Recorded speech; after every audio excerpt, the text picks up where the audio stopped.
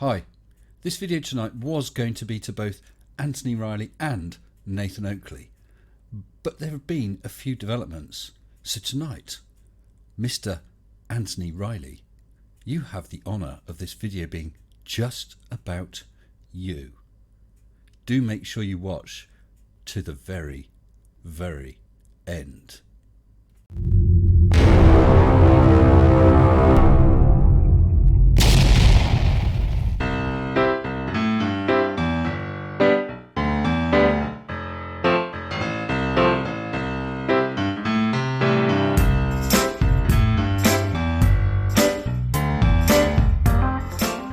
Hello and welcome back.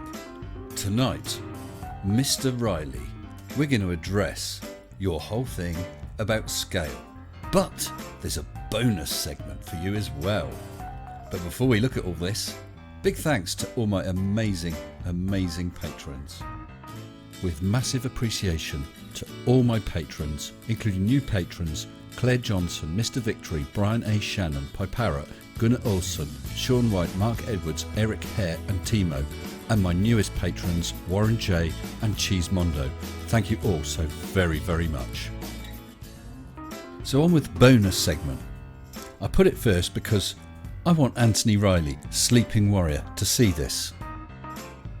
Don't do this again, Tony. Tony and I had our live stream and I don't think a single swear word passed between us in either direction. I'd even said to Tony beforehand, I understand if the odd swear word slips out, but no gratuitous swearing.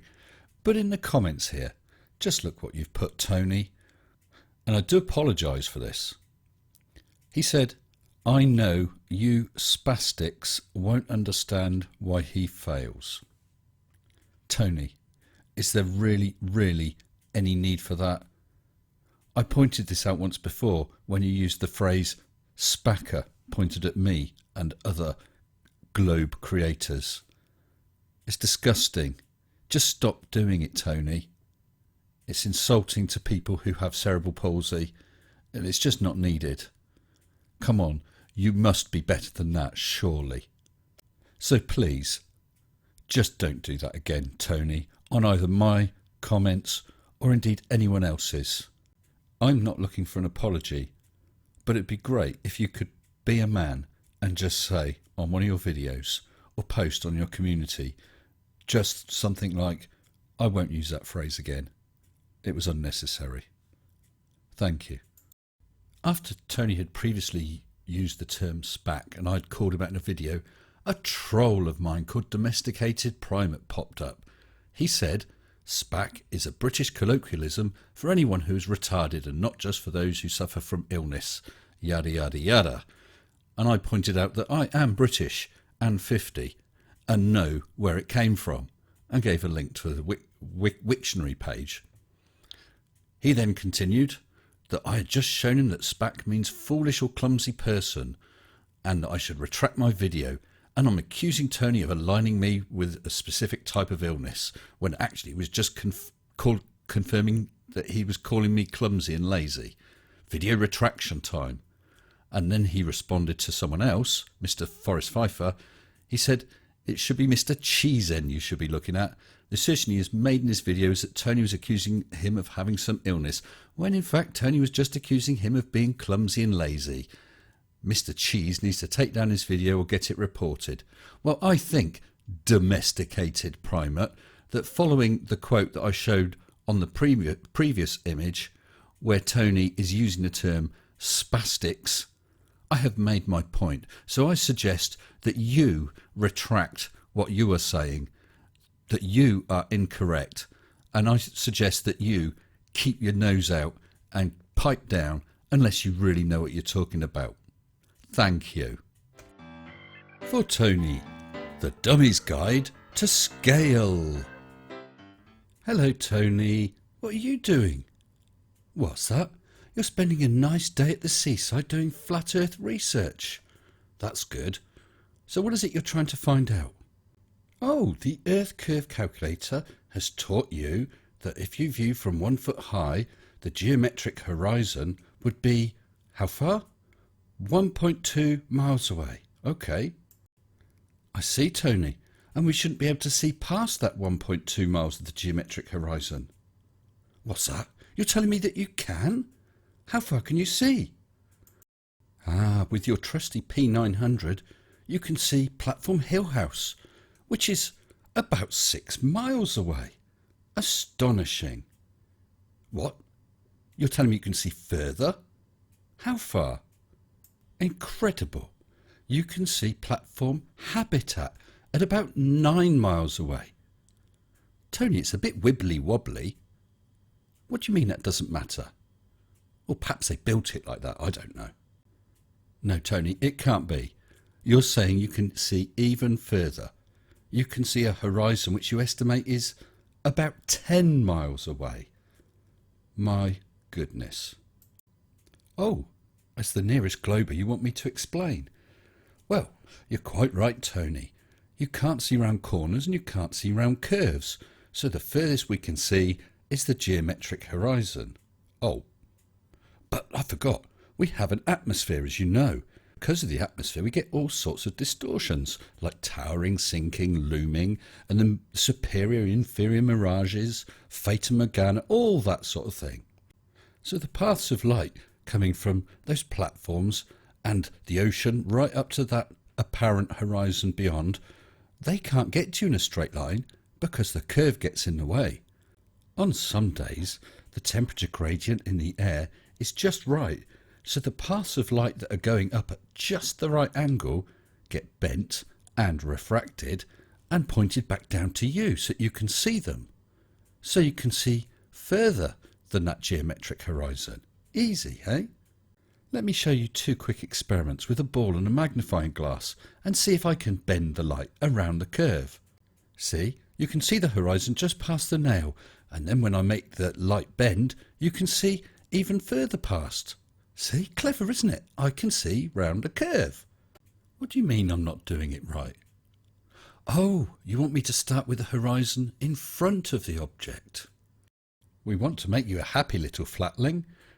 There you see the horizon is in front, and then with the bendy light, there it is, just appearing behind the object. You must be happy now. Right, so the point that I'm saying is that if you were to get a black marker and you were to put, it doesn't matter how you do this, you do it relative to your ball, but you mark out 10 points that are within the frame of reference that you're going to be using. And I would say that's 1, 2, 3, 4, 5. That might be a suitable scale. You can see there's a gap of 2 dimples in between each dot. I'm not saying it absolutely is, but what I'm saying is as long as you can get a scale that fits that ball and you can show a 1 in 10 ratio to that ball, then that ratio doesn't matter whether it's like a vector. If you're familiar with CAD, vectors are infinitely variable. Like you can make them as big or as small as you want and they don't lose any quality. But the point is that if you're getting the gaps right relative to the ball that you're working on, you're working at the same ratio as to what we're seeing real world. We've got 1, the horizon, the actual geometric horizon that we actually have apparently according to your model. So then you have a gap of 7. So that's the dot nearest to us, potentially. Sure, okay. But what I'm saying is the relative gaps in between the dots, if you just mark out so that they get basically to whatever fits with your ball, you can then work on a scale of 1 to 10. And then you can put the horizon at the first one, so you can make the horizon the first dot, and then you can have the lighter flint at the 7th one, and then a battery behind it so we can see it for the 10th one. Then use your magnifying glass and make the horizon appear behind the 10th one. And we know that you're not going to be able to do it. That's the whole point. Yeah. So if you can't agree that that's the way to do it, then that's really the end of the conversation. The same ratio. Okay, got it, Tony. So the circumference of the Earth is 24,901 miles, and you're able to see 10. So that's about 1/2490th of the Earth's circumference. And this 360 degrees in a circle, that means that you can see a bend, or round a bend, of about 0.1446 degrees. Well, I measured 10 dimples as your suggested scale, and that's 2.5 centimetres. So I thought I'd have a check. I'd estimated the ball as 1 metre circumference. It's actually only 68 centimetres. That means that 10 dimples is just over 1/27th of the circumference. So calculating the amount of curve I'd be looking around with 10 dimples, it's actually 13.23 degrees. That's 91 times further than on the full-scale Earth.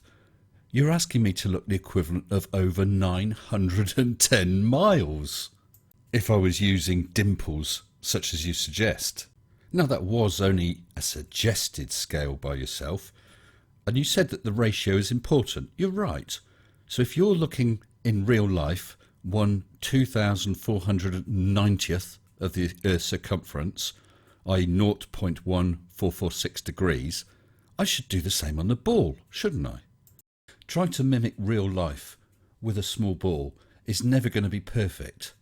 But if we take that ball and take 1/2490th of it, you are asking me to loom a horizon that is 0.273 millimetres away to a massive different distance of 2.73 millimetres. I would suggest, looking at this picture, I have done that. Size matters, scale matters, the amount of degrees matter. Yeah. So if you can't agree that that's the way to do it, then that's really the end of the conversation.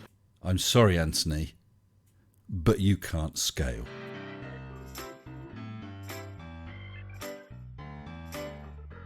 Well, this is the point where I was planning to put in something about Nathan Oakley. But now, instead, something special for Mr. Anthony Sleepy Warrior, Dumb of the Year Riley. As I said earlier, I had previously mentioned in an earlier video to Tony to stop using the phrase spacker. And obviously, I produced this segment earlier on in this video where I asked him to stop doing it. Not to apologise or anything, just to stop. And I had several people point out that he was still using these phrases. So I thought, okay, I want him to know as soon as possible. So I posted a comment at Sleeping Warrior, stop using the phrases spastic or spacker and then to edit them out of your posts. I didn't remove his posts, I didn't edit his posts.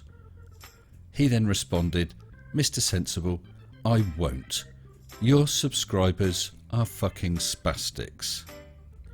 So Tony, much as I enjoyed our discussion the other night, much as I enjoy the banter in the comment section, not because of your flat earth beliefs, not because you can't triangle, not because you quite often are rude in comments, but because of what you have just said. You have disrespected a reasonable request and you have continued to use those phrases. You are now banned for disablist hate speech. Goodbye. What a shame, Anthony. Because you want to be such a horrible little spiteful boy, you're no longer allowed out to play. Never mind. I hope everyone else enjoyed this. Until next time, stay sensible. Shut up and sit down.